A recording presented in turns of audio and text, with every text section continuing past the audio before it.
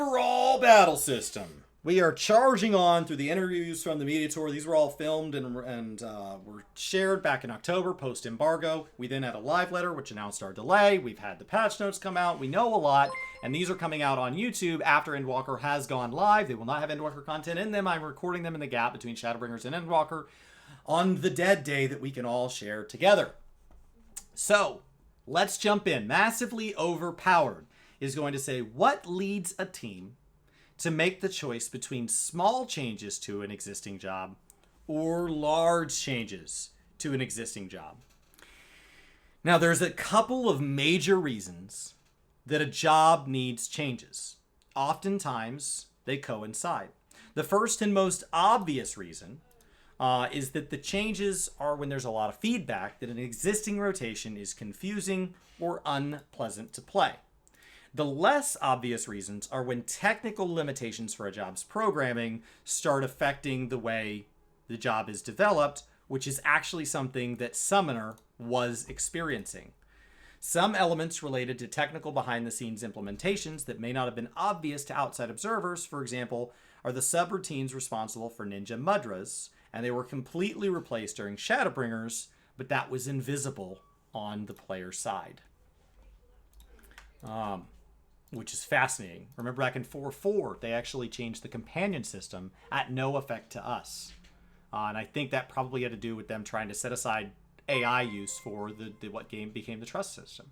Now, Polygon said some jobs are really pushing the limits with the number of action buttons on hotbars. When switching to Astrologian for the first time in the preview build, the default key orientation filled up 3 hotbars completely.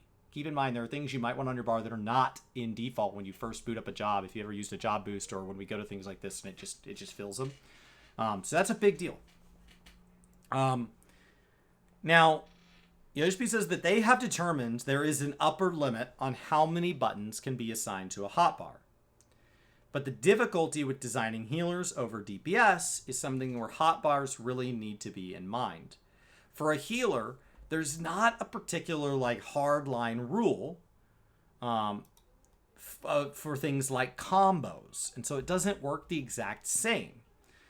DPS, there's going to be new obtained skills like a self buff or things like that, but you can go hide that within a combo system. And so the intention with DPS is to focus on not messing up the tempo, as opposed to healers where there's not that combo. We're very mindful of the balance that we're making, but we do want to still work to improve the way things feel when you play them. Originally, Paradox had a longer cast time and dealt more damage, but it was changed to match Fire's cast time so that it would not throw players off on their rotation, as an example of this. So they're aware of it. They're thinking. Now this next one, for some reason I didn't write down what interview it came from, so thank you. Jobs are starting to feel very packed. So there seems to be some simplification. But at the same time, there are some players that say, oh, this is far too simple. So what is your perspective or your approach at this moment? If anybody knows who asked this question, please let me know in the comments below. Almost all of the staff that handles the battle jobs, the different battle jobs, and the different design teams are they themselves Warriors of Light. It's actually something that's really encouraged on his team.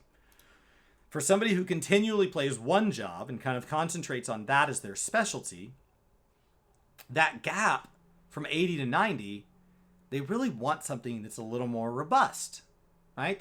They're main. It doesn't feel that different. Because the big differences between 80 and 90, they're not really there. And if we were to add them there, then newer players picking up those jobs would be like, oh my god, in the last 10 levels, we'd be leaving them out. So it's one of the many reasons we still work to add new jobs for every new expansion. Because thanks to the Armory system, you can switch jobs anytime you like. And so by continually adding new jobs, and looking at overall balance, that means that if you want something new, you can kind of switch to new jobs. He does enjoy this sort of feedback, but at the same time, we can't listen to every single request. You have to think about different players, right? And so, that effectively is trying to satisfy both the hardcore and the pro.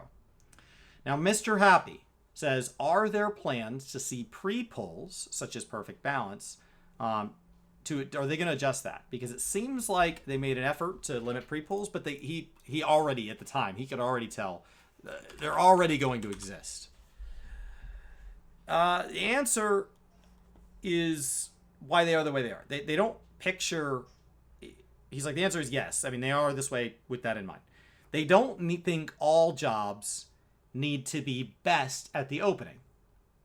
So not all jobs need to be open or basic. Some jobs should have big, exciting moments that appear sometime later into the encounter. They do, however, watch the way players play the jobs and are willing to adjust them as they go, as needed. Reddit asks a question, are there any plans to reduce the influence ping has on the length of animation blocks? Now, in a previous video, I referenced that Reddit sometimes as a platform struggles because, unlike a content creator, they are not one person. And so when they ask a question about something, it doesn't necessarily come from the personal experience of the person who gets to go to the media tour. But unlike a press outlet, they are distinctly aware of very, very deep questions about the game. And so they do ask technical questions. So they're in this in-between gap where their questions are too technical to fall in the press, where a general answer will satisfy a general question. But they are too technical that if Yoshi P misunderstands anything through translation and he asks them for follow-up, that person might be like, oh, I don't know. I just wrote down what the person in my community said. It doesn't affect me per se. And so I think it puts them in a really hard spot. And this question exemplifies that, because Yoshi P says, oh, do you have any specific information about that? And they're like, well, I mean, I live on the East Coast, and if I use hypercharge, it's usually like 120 ping. And he's like, well, have you considered packet loss? Devs do simulate for ping, but I would want more info. 120 shouldn't be a problem. Some animations are long, and they've been working on that.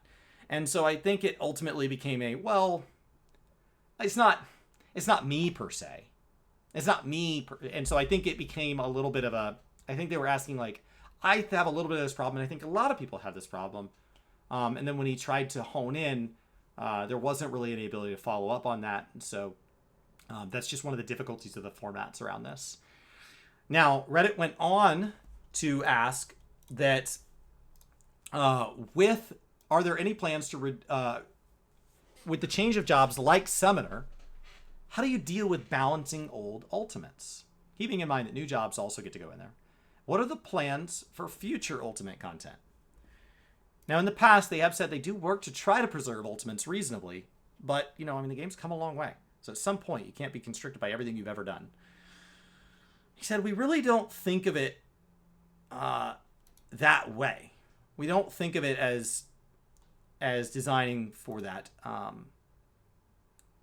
And it is possible that ultimates become less strenuous as both player skill and as like gearing and jobs improve. Dragon Song War, the second half of their question, is still on schedule at 6-1. And we are beginning to take a look at will or will not there be another ultimate inside the 6.x series. Okay? Oh, I have no doubt. Chat's saying that the animation lock is a real issue. I have no doubt. Ping is a real issue. Deciding how much skill speed and spell speed to put on gear varies based on how you live. Ask Ren Karagani, who lives on the East Coast and plays on West Coast servers. I think it is unfortunate that somebody who represents a real community that has a real problem was given a chance to ask it and did ask it. They did everything right. And Yoshi P tried to answer it. He did everything right. But unfortunately, not being able to immediately back it up with hours and hours of documented life experience like somebody like ffxiv or Ren could have been like, oh, you want follow-up? I got follow-up. And could have talked about and not harped on too much on one job or like, well, your issue's just with that one job. No. Let me name 10 examples within different animations that worked that way. And so having somebody that was a bit more educated on that singular topic might have given us a more specific answer. Maybe it wouldn't have. I think, but in general, one of the things I have seen, and I think Reddit is one of the largest Final Fantasy XIV communities out there. It absolutely should always be included in events like this. But unfortunately, just as a result of the nature of what large communities have, is they have a lot of experiences at making into these question lists, and since these are asked verbally, they have to be asked by a real person. And so you have one person who is acting as Reddit. That is, they are Reddit. They are that person. As opposed to Mr. Happy was there as Mr. Happy. Well, Mr. Happy is a YouTube channel, is Twitch, but it is Mr. Happy. Reddit is not a person. You don't go, hi, nice to meet you, Reddit. Oh my gosh, Reddit, I've been a huge fan of you forever. It's a group. And so questions like this, unfortunately, if anything gets lost in translation and he asks for follow-up, they're not always in a position where they have that quite as ready to go. And so they tend to be a little bit DOA. So I hope that Reddit can go back and get more information and maybe reach out to the team, or that somebody else can pick this question up that has that detail, somebody like a Sphia or a Ren or something like that, and can ask that question to kind of elaborate on this and say, hey, Reddit started the torch. Let me take that torch and carry it to the next interview. And so I think that should really kind of help us moving forward, because I don't think this question should be lost to time just because it didn't get a firm answer. I think this is a really valid question. I think it is unfortunate that it just didn't get answered in this context. Now, Hardcore Gamer, the last one for this video, says, how has it been balancing Endwalker's new and adjusted jobs in adjusting jobs in comparison?